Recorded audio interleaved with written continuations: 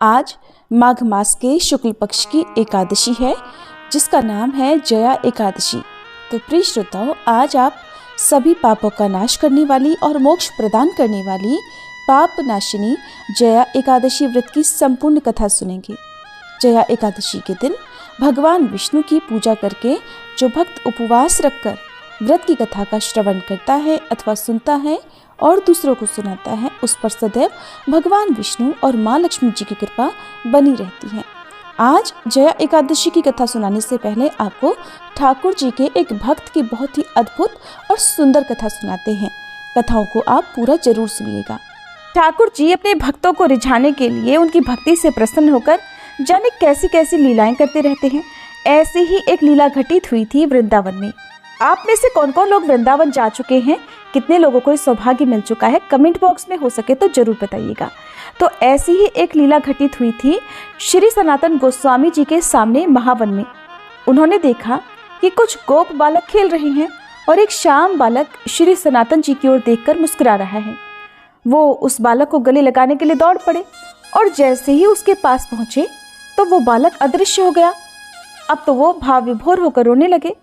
इतना रोए कि रोते रोते मूर्छित होकर ही गिर पड़े। अब उन्हें एक सपना आया जिसमें उन्होंने उसी बालक श्री कृष्ण का रूप देखा।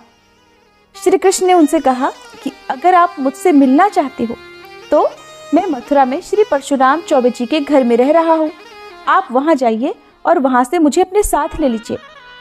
सनातन जी अगले दिन प्रातःकाल होते ही मधुकरी यानी भिक्षा से जो मिला हुआ भोजन होता है, भिक्षा से प्राप्त भोजन को मधुकरी कहते हैं।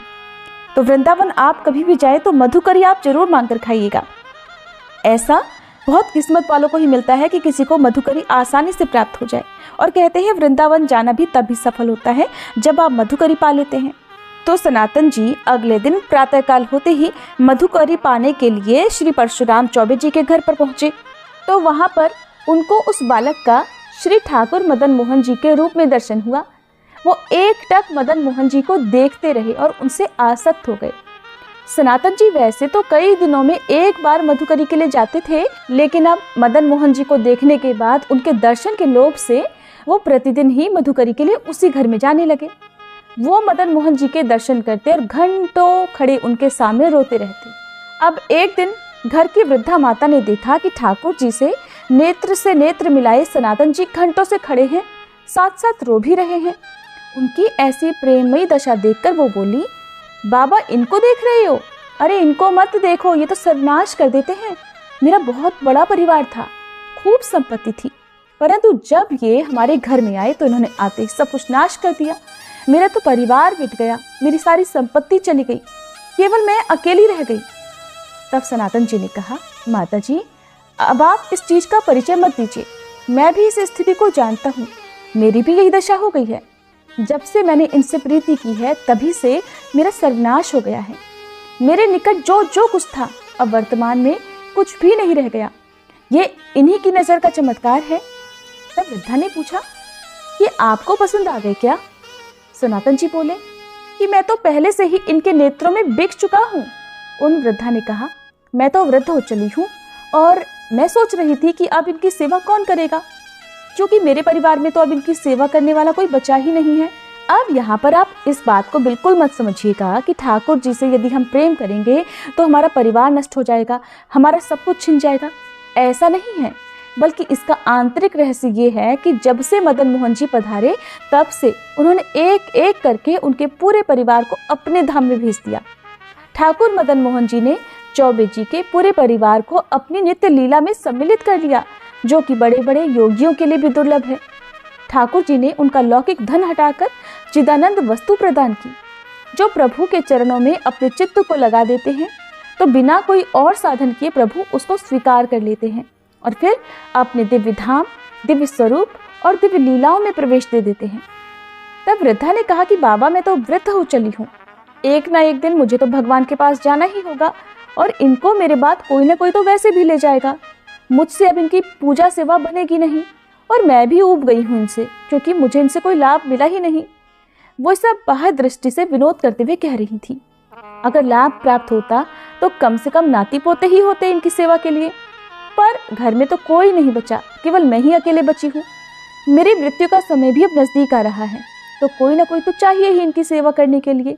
लेकिन मैं तो इन्हें उसी को दे सकती हूँ जो इनसे प्यार करे, इनकी सेवा करे। मुझे तो बड़ा संतोष हुआ आपके नेत्रों में इनके प्रति इतना प्यार देखकर कि आप इनकी प्रेम पूर्वक सेवा करेंगे। आप इसी से पहचान सकते हैं कि मैं कितना प्यार करती हूँ अपने ठाकुर जी से, क्योंकि मैं तो इन्हें अपने नेत्रों से ओझल ही नहीं होने देना चाहती। किंतु बाबा, अब मेरा शरीर बूढ़ा हो चुका है, अब मेरे शरीर में इतनी ताकत नहीं बची कि मैं इनकी नित्य सेवा पूजा पाठ कर सकूं। इनको आप ले जाइए। तब श्री सनातन गोस्वामी जी ने कहा कि मैया, यदि ऐसी बात है तो आप मुझे इन्हें तुरंत दे दीजिए, मैं इन्हें आज ही अपने संग ले जाऊंगा।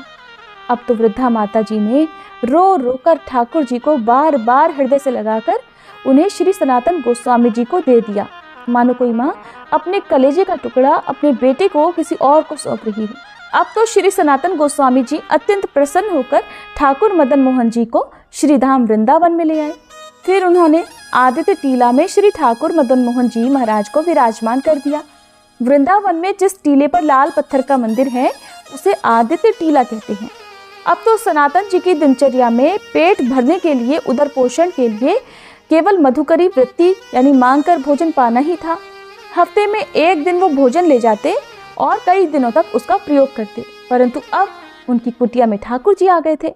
तो अब तो श्री सनातन जी ठाकुर जी के भोग के लिए रोज रोज आटा मांग कर लाते और उसकी बाटी बनाकर फिर पहले ठाकुर जी को भोग लगाते और वही खुद भी पाते। ठाकुर जी को जब वो भोग अर्पित करते तो ठाकुर जी बड़ा बुरा मुंह बनाते, क्योंकि चौबे जी के यहाँ तो उनको मलाई रबड़ी मिलती थी और यहाँ उनको केवल सूखी बाटी मिल रही थी, फीकी बाटी जिसमें नमक भी नहीं होता था। ठाकुर जी तो कुछ नहीं कह पाते थे, केवल मुंह बनाकर रह जाते थे। अब एक दिन हिम्मत करके ठाकुर जी डरते हुए सनातन गोस्वामी जी से बोले, अब जरा यहाँ पर ध्यान से देखिए, ये है प्रेम का बल। जैसे कोई बच्चा अपने बड़ों से डरता है, ऐसे ही समस्त ब्रह्मांडों के मालिक ठाकुर जी डरते थे सनातन गोस्वामी जी से। तो उनसे डरते डरते कहने लगे, बाबा, ये सूखी बाटी मेरे गले से नहीं उतरती, आप ये जली हुई बाटी मुझे भोग लगाते हैं, मेरे पेट में दर्द होने लगता है और ये तो मेरे गले से नीचे नहीं उतरती, इतनी सूखी सी होती है, एकदम फीकी होती है, थोड़ा सा नमक तो डाल दिया कीजिए। श्री मदन मोहन जी के मुख से ये सुनकर सनातन जी मुस्कुराए और बोले, देखो ठाकुर जी, मुझे चैतन्य महाप्रभु ने वृंदावन में वैराग्य से रहने की आज्ञा दी है। अब मैं समझ गया, आप मुझे फिर फंसाना चाहते हैं। और वैसे भी आप तो बचपन से ही चटोरे हैं, आप कभी यशोदा मैया के द्वारा दिए हुए माखन से तृप्त ही नहीं होते थे। पहुंच जाते थे गोपियों के घर पर और वहां जाकर बाल लीला करके 10-20 घरों से माखन जब तक आप नहीं पा लेते थे तब तक आप तृप्त ही नहीं होते थे। और आज आप ये कह रहे हैं कि बाबा थोड़ा सा नमक मांग कर लाना। आज अगर मैं नमक ले आया तो फिर कल कहेंगे कि बाबा नमक तो हो गया, अगर थोड़ा घी में डुबो दो तो अच्छा होगा। और फिर मैं जब घी और नमक के साथ बाटी आपको दूंगा तो एक दिन आप ये कहने लगोगे कि बाबा थोड़ा मीठा मिल जाता तो अच्छा होता।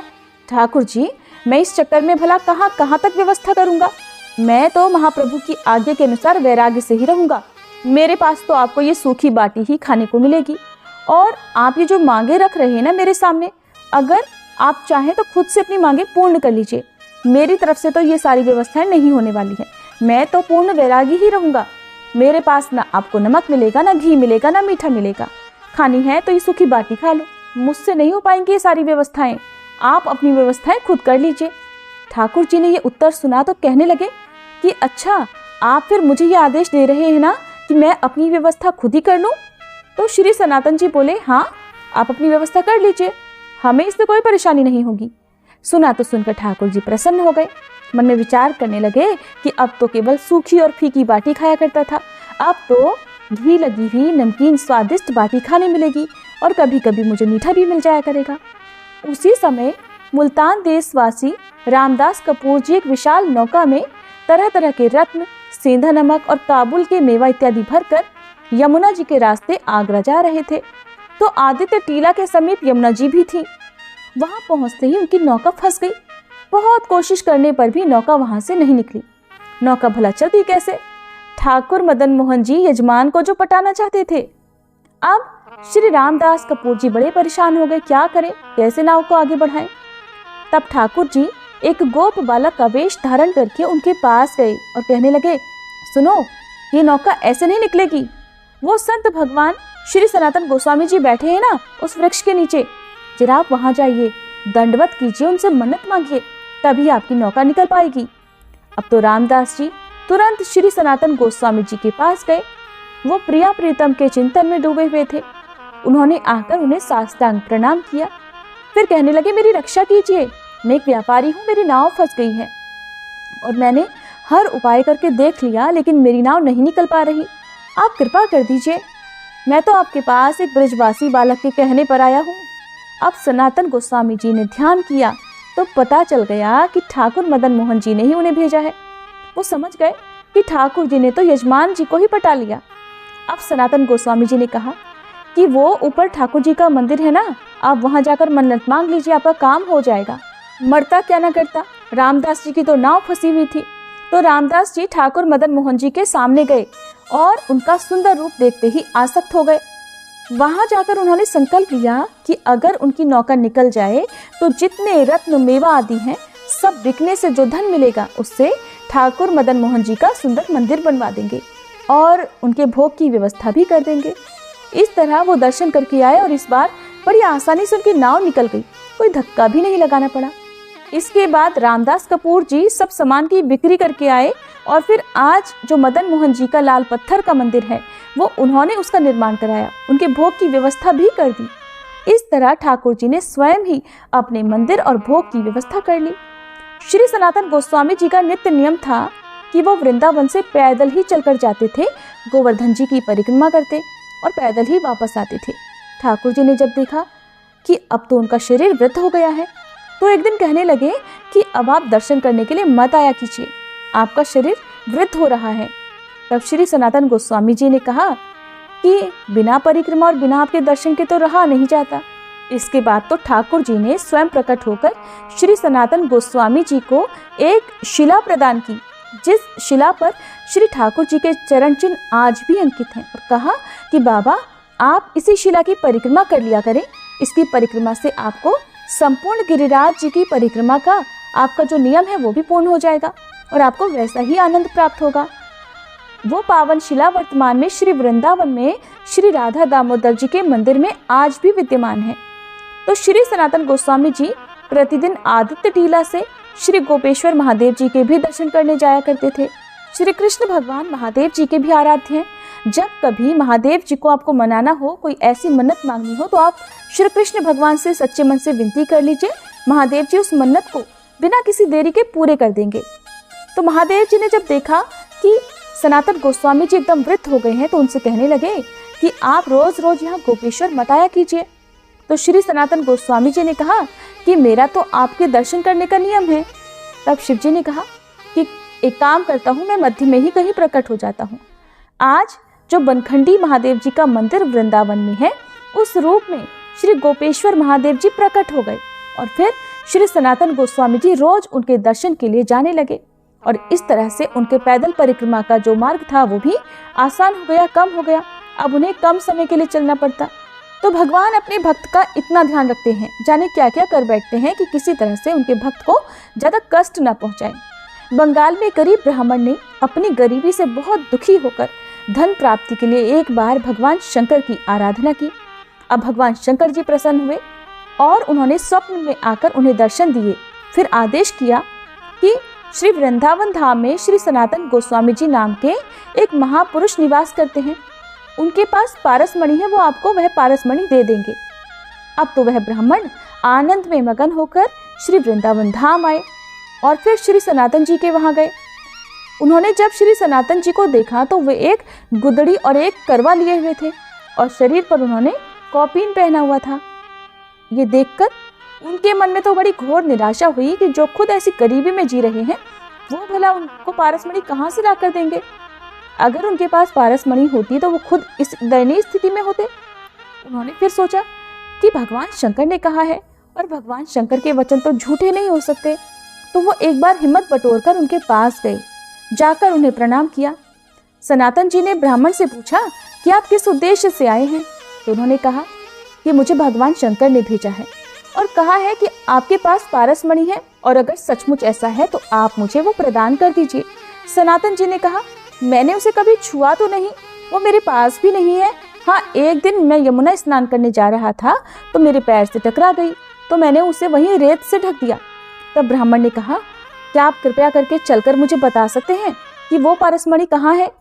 तब श्री सनातन गोस्वामी ब्राह्मण को एक जगह लेकर गए और बोले, इसी जगह पर पारसमणि है, आप रेती हटाइए तो आपको दिख जाएगी। अब जैसे ही ब्राह्मण ने वहां से रेती हटाई तो थोड़ी ही देर में चमकती हुई पारसमणि उन्हें मिल गई। अब पारसमणि मिली तो ब्राह्मण के मन में शंका पैदा हुई। सोचने लगे कि परीक्षा करके देखूं तो सही कोई चमकदार पत्थर है या फिर सही में पारसमणि है। तो उन्होंने एक लोहे की कील में पारसमणि का स्पर्श करा दिया। वह तत्काल सोने की हो गई। अब तो उनका मन बड़ा प्रसन्न हुआ कि भगवान शंकर जी का वरदान सही हुआ। परंतु फिर उन्हें विचार आया कि ये कैसे संत हैं जिन्होंने इतनी कीमती वस्तु को खुद से इतनी दूर रखा है।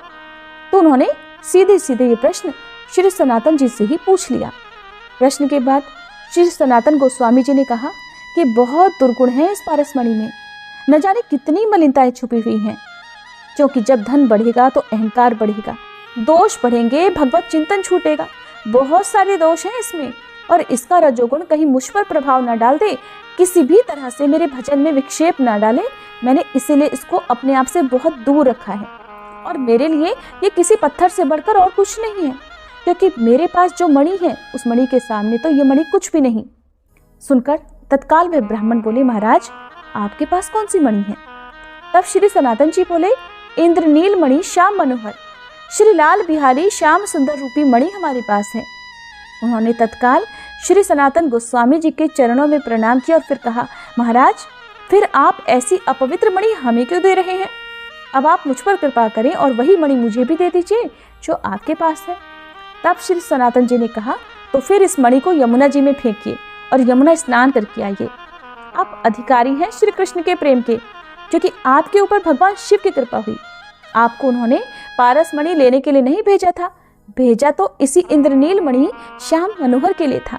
पर आपको विश्वास हो जाए, आपकी समझ में आ जाए कि पारसमणि को भी त्यागने का सामर्थ्य श्री श्याम सुंदर के चरण अनुरागियों में होता है, और उन्होंने इसीलिए तो ये सारी लीला करवाई। जाइए यमुना जी में स्नान करके आइए और इस पारसमणि को यमुना जी में फेंक दीजिए। श्री सनातन गोस्वामी जी ने उन्हें दीक्षा दी, उन्हें भगवत संबंध से युक्त किया, और निरंतर वो वृंदावन धाम वास करके भगवत चिंतन करते हुए एक दिन भगवत धाम को प्राप्त हो गए। तो ये थी भगवान की लीला। सभी मिलकर प्रेम से बोलिए श्री सनातन गोस्वामी जी की जय। अब सुनिए जया एकादशी की कथा। धर्मराज युधिष्ठिर के शांत और पावन महल के वातावरण में आज एक विशेष चहल पहल है, एक विशेष उत्सुकता व्याप्त है। धर्मराज युधिष्ठिर अपने सिंहासन पर बैठकर भगवान श्री कृष्ण की प्रतीक्षा कर रहे हैं। उनके मन में धर्म और कर्म के गूढ़ रहस्यों को समझने की प्रबल जिज्ञासा है। महल के द्वार पर खड़े प्रहरी भी दिव्यता के इस क्षण का अनुभव कर रहे हैं, मानो समस्त सृष्टि एकाग्र होकर किसी महान घटना की प्रतीक्षा कर रही हो। अचानक गगन में एक अद्वितीय शंखनाद गूंज उठता है। एक स्वर्णिम रथ जो सूर्य के प्रकाश से भी अधिक तेजस्वी प्रतीत हो रहा है, आकाश मार्ग से महल की ओर बढ़ रहा है। उस दिव्य रथ पर भगवान श्री कृष्ण अपनी अनुपम मुस्कान और दिव्य आभा के साथ विराजमान हैं। रथ जैसे ही धर्म महल के प्रांगण में प्रवेश करता है, पूरा वातावरण भक्ति और आनंद से भर जाता है। युधिष्ठिर महाराज श्रद्धा से उठकर भगवान के स्वागत के लिए आगे बढ़ते हैं।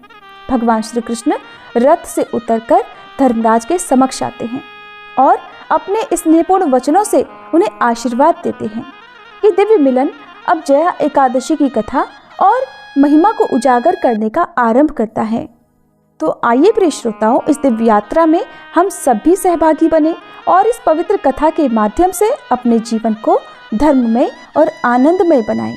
सभी मिलकर प्रेम से बोलिए श्री विष्णु भगवान की जय, श्री कृष्ण भगवान की जय, एकादशी माता की जय।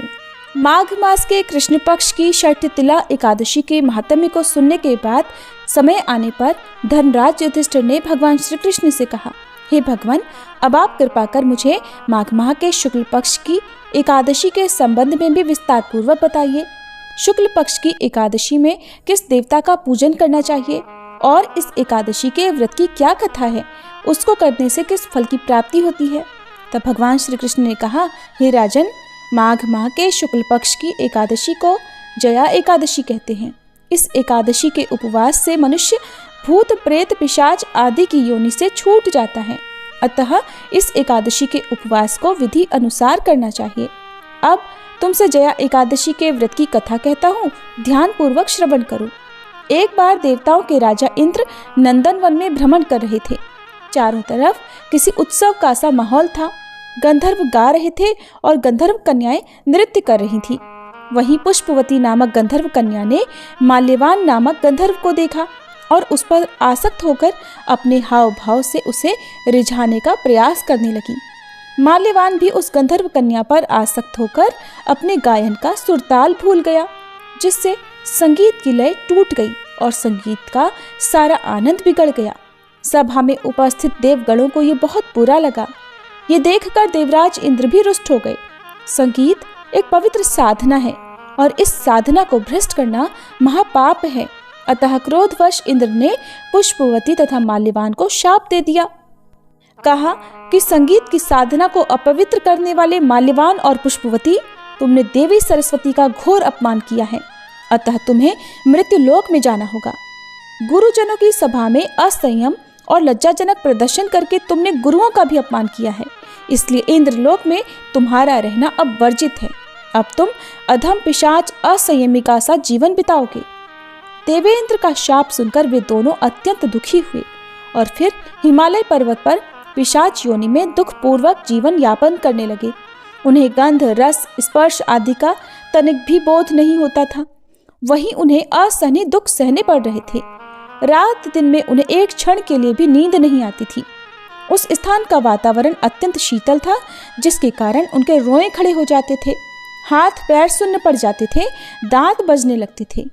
एक दिन उस पिशाच ने अपनी पत्नी से कहा, न मालूम हमने पिछले जन्म में कौन से पाप किए हैं, जिसके कारण हमें इतनी दुखदाई ये पिशाच योनि प्राप्त हुई है, और इस पिशाच योनि से नरक के दुख सहना कहीं ज्यादा उत्तम होगा। इसी प्रकार के अनेकों विचार इस प्रकार कहते हुए वे अपने दिन बिताने लगे। भगवान की कृपा से एक बार माघ माह के शुक्ल पक्ष की जया एकादशी के दिन उन दोनों ने कुछ भी भोजन नहीं किया, न कोई पाप कर्म किया। उस दिन मात्र फल फूल खाकर ही दिन बिताया और महान दुख के साथ पीपल के वृक्ष के नीचे विश्राम करने लगे। उस दिन सूर्य भगवान अस्ताचल को जा रहे थे। वह रात इन दोनों ने एक दूसरे से सटकर बड़ी कठिनता से काटी। अगले दिन प्रातःकाल होते ही प्रभु की कृपा से इनके पिशाच योनि से मुक्ति हो गई और पुनः अपनी अत्यंत सुंदर अप्सरा और गंधर्व की देह धारण करके तथा सुंदर वस्त्रों और आभूषणों से अलंकृत होकर दोनों स्वर्गलोक को चले गए। उस समय आकाश में देवगण तथा गंधर्व इनकी स्तुति करने लगे। फिर नागलोक में जाकर इन दोनों ने देवेंद्र को दंडवत किया। देवेंद्र को भी उन्हें उनके रूप में देखकर महान आश्चर्य हुआ। फिर उन्होंने पूछा कि तुम्हें पिशाच योनि से किस प्रकार मुक्ति मिली, उसका पूरा वृतांत मुझे सुनाओ। देवराज इंद्र की बात सुनकर माल्यवान ने कहा, हे देवताओं के राजा इंद्र, श्री हरि की कृपा तथा जया एकादशी के व्रत के पुण्य से हमें इस पिशाच योनि से मुक्ति मिल गई। तब देवराज इंद्र ने कहा, हे माल्यवान, एकादशी व्रत करने से तथा भगवान श्री हरि की कृपा से तुम लोग पिशाच योनि को छोड़कर पवित्र हो गए हो, इसलिए हम लोगों के लिए भी वंदनीय हो गए हो। क्योंकि शिव भक्त और विष्णु भक्त हम देवताओं के वंदना करने योग्य हैं, अतः आप दोनों धन्य हैं। अब आप प्रसन्नता पूर्वक देवलोक में निवास कर सकते हैं। इस प्रकार कथा को विश्राम देते हुए भगवान श्री कृष्ण धर्मराज युधिष्ठिर से कहते हैं, हे राजन, इस जया एकादशी के उपवास से कुयोनि से सहज ही मुक्ति मिल जाती है। जो मनुष्य इस एकादशी का व्रत कर लेता है, उसने मानो सभी तप यज्ञ दान कर लिए हैं। जो मनुष्य श्रद्धा पूर्वक जया एकादशी का व्रत करते हैं, वे अवश्य ही सहस्त्रों वर्ष तक स्वर्ग में वास करते हैं। संगीत देवी सरस्वती का एक अलौकिक वरदान है। ये एक साधना है, एक विद्या है। इसमें पवित्रता अत्यंत आवश्यक है। फिर जिस सभा में अपने से बड़े गुरुजन आदि उपस्थित हो, वहाँ प्राणी को संयम और मर्यादा को बनाए रखना चाहिए, ताकि गुरुजनों का अपमान न हो, उनका सम्मान बना रहे। और गुरुजनों का अपमान करने वाला मनुष्य तो घोर नरक का भागी बनता है। इस प्रकार धर्मराज युधिष्ठिर को जया एकादशी व्रत की दिव्य कथा सुनाकर भगवान श्री कृष्ण वहीं अंतर्ध्यान हो गए। ये थी जया एकादशी व्रत कथा। सभी मिलकर प्रेम से बोलिए श्री कृष्ण भगवान की जय, श्री विष्णु भगवान की जय। अब सुनिए तुलसी माता की कथा। सावर्णी मुनि की पुत्री तुलसी अपूर्व सुंदरी थी। उनकी इच्छा थी कि उनका विवाह भगवान नारायण के साथ हो। इसके लिए उन्होंने नारायण पर्वत की घाटी में स्थित बद्री वन में घोर तपस्या की। दीर्घ काल तक तपस्या के बाद ब्रह्मा जी ने प्रसन्न होकर उन्हें दर्शन दिए और वर मांगने को कहा। तब तुलसी जी ने कहा, हे सृष्टिकर्ता ब्रह्मदेव, आप अंतर्यामी हैं, सबके मन की बात जानते हैं। फिर भी मैं आपको अपनी इच्छा बताती हूँ। मैं चाहती हूँ कि भगवान श्री नारायण मुझे पति रूप में मिले। तब ब्रह्मा जी ने कहा, तुम्हारा अभीष्ट तुम्हें अवश्य मिलेगा। अपने पूर्व जन्म में किसी अपराध के कारण तुम्हें शाप मिला है।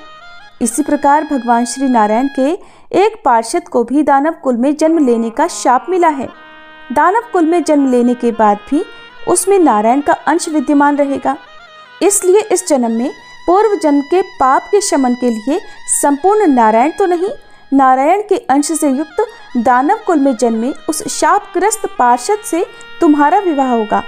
शाप मुक्त होने पर भगवान श्री नारायण सदा सर्वदा के लिए तुम्हारे पति हो जाएंगे।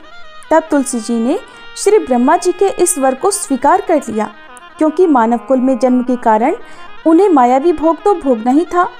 अब तुलसी बद्रीवन में ही रहने लगी। नारायण का वह पार्षद दानव कुल में शंखचूर्ण के नाम से पैदा हुआ। कुछ समय के बाद वह भ्रमण करता हुआ बद्रीवन में आया। यहाँ तुलसी जी को देखते ही वह उन पर मुग्ध हो गया।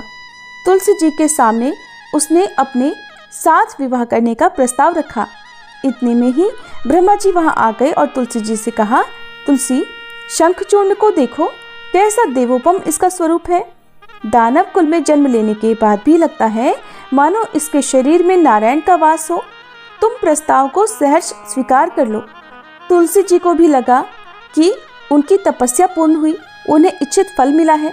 इस प्रकार शंखचूर्ण के साथ उनका गांधर्व विवाह हो गया और वह शंखचूर्ण के साथ उसकी पत्नी बनकर महल में आ गई। शंखचूर्ण ने अपनी परम सुंदरी सती साध्वी पत्नी तुलसी के साथ बहुत दिनों तक राज्य किया।